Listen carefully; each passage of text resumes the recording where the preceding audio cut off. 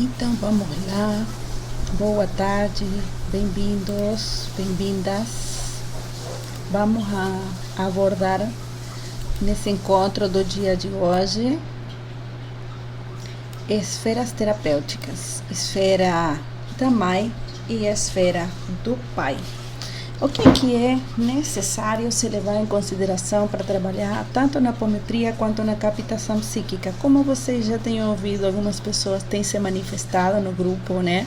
Eu sou uma captadora amadora, lembro ter ouvido. Significa que consegue entrar no campo da outra pessoa com facilidade e recuperar a informação que está guardada nesse campo. Às vezes são memórias boas, outras tantas são memórias dolorosas que estão chegando com o intuito de aprimorar a jornada da pessoa nesse momento que se desenvolve a vida.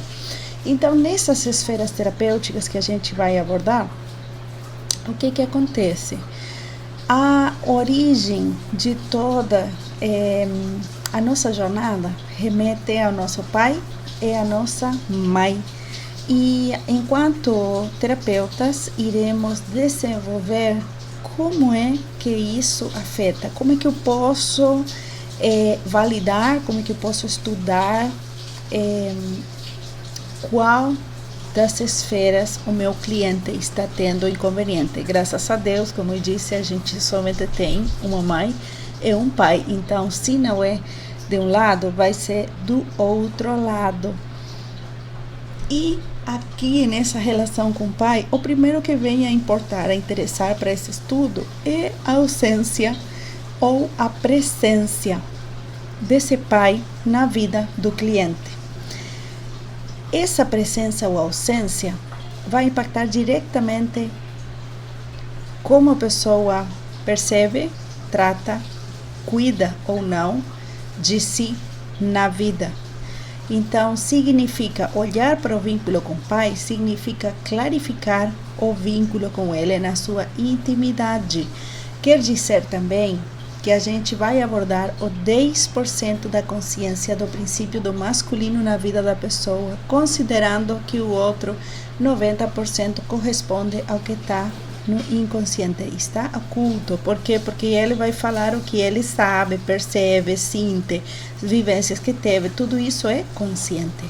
Agora, na prática, olhar, investigar como a pessoa se vincula com o arquétipo do masculino, ali tem uma vinculação direta com o campo mental. Esse campo mental, esse corpo sutil, também podemos falar, mental inferior, ele trabalha na elaboração racional, é a nossa mente. E esses sentimentos que falam, que definem a relação nessa encarnação, de qual é o vínculo que a pessoa tem com o masculino, tem a presença que precisa para evoluir nessa encarnação, trazendo o pai perfeito desde a imperfeição dele. Como assim? Trazendo o pai perfeito desde a imperfeição dele, quer dizer que o vínculo com o pai fala da dinâmica psíquica ou da programação mental que a pessoa traz para olhar para a vida. E quais são os problemas, quais são os desafios que a pessoa pode encarar com o princípio do masculino na figura do pai. Então, nesse caso, por exemplo, a pessoa não tem estrutura, ela pode ser muito emocional ou muito emotiva, desorganizada, ela pode não ter comprometimento, ela pode ser ingênua. É quem começa um trabalho, mas não termina, procrastina, diz que tudo é difícil, está bem infantilizado e outras questões também. Também uma pessoa que não tem vínculo com a verdade, então assim conta muitas mentiras, acredita nelas, então tem vários problemas de comunicação e problemas também de abertura com o novo, porque como está envolvido em mentiras, aí o que acontece? A mentira ela precisa de uma sustentação e essa sustentação foi criada lá atrás. Então precisa ficar sustentado um passado mentiroso antes do que se abrir com o novo. Ali a pessoa, o que acontece? Não tem foco, não tem prioridades, fica muito confusa e tudo que a pessoa experimenta fora todas as vivências que ela experimenta fora, quer dizer, todos os grupos de amigos, todos os grupos de estudo, todos os grupos familiares, grupos de igreja, tudo isso fala do interior dela. Tudo que a pessoa experimenta na vida, gente, não é por acaso. Por exemplo, o caso do mercado, que a gente já conversou na aula. O que acontece? Na frente do mercado tem lá um barzinho. Dentro do mercado, a Coca-Cola é R$2,50, mas fora, no bar, vai de 6 a 10 reais a latinha de Coca-Cola. Por que será que é tão mais caro e as pessoas compram? Você já pensou nisso? Porque sempre na frente do mercado, próximo, numa esquina, sempre tem um barzinho. Por que as pessoas compram? Pois as pessoas estão com pressa. Elas não se dão o tempo de parar, de olhar para essa situação. É o masculino conturbado, é o milhão de ideias juntas na cabeça. Então, quem vem procurar um terapeuta de apometria, ele está procurando clareza. Aquilo que para você é óbvio, terapeuta, para o resto que está vivenciando esse agito mental, não é.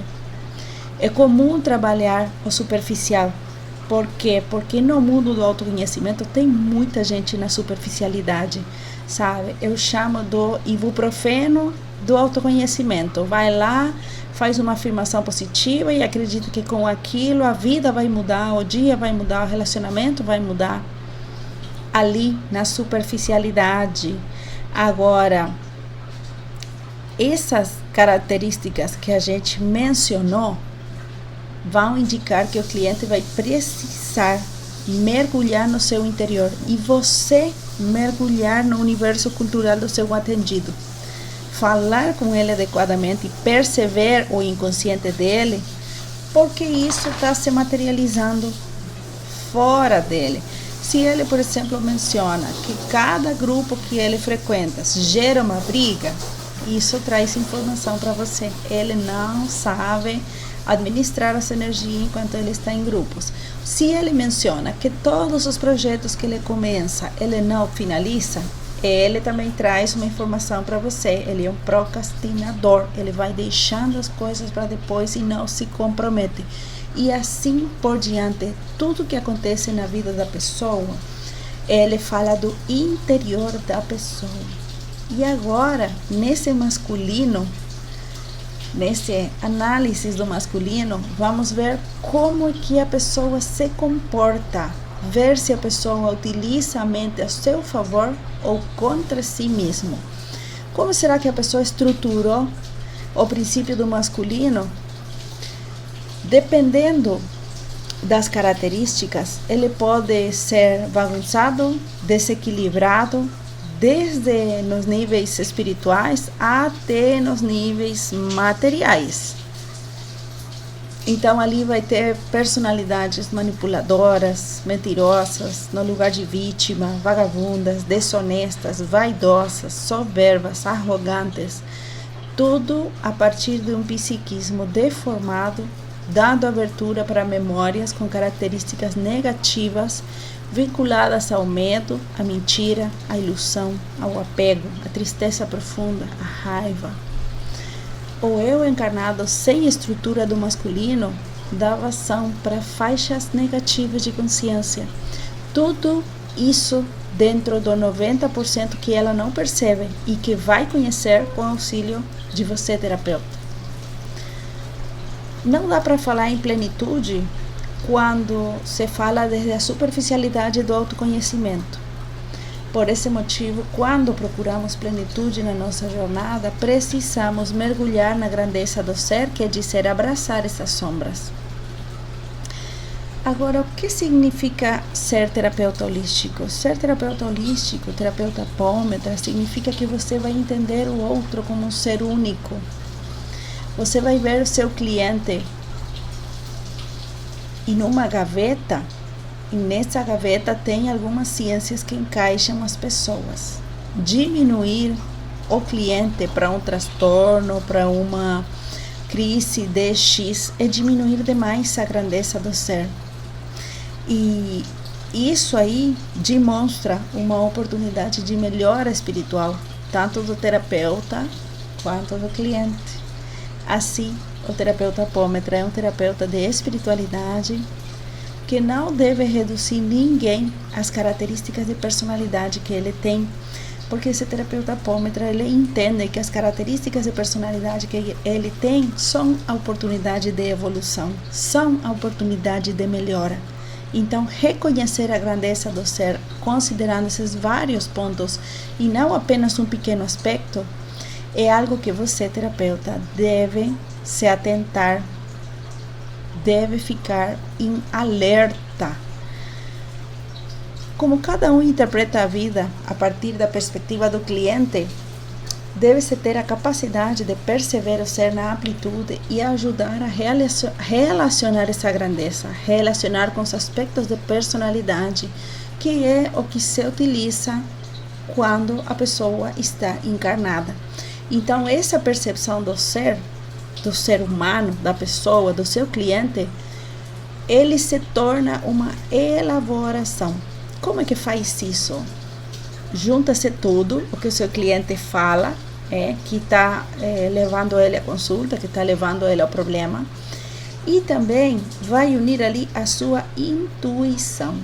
Então, ter capacidade de perceber o outro está diretamente vinculado a partir do terapeuta abordar e reconhecer as suas sombras, porque é a partir dos contrastes que você percebe o outro. Desde uma referência interna, você vai ganhando assertividade sobre quem você é e sobre quem é o outro. Não fica uma brincadeira de ficar encaminhando o espírito, retirando o obsessor, entregando o espírito para a fraternidade, não. Gente, perceber o outro é um trabalho de profundo autoconhecimento. E é isso que venimos falar, que venimos abordar quando falamos de esfera do Pai. Espero que tenham gostado. Te encontro na próxima aula.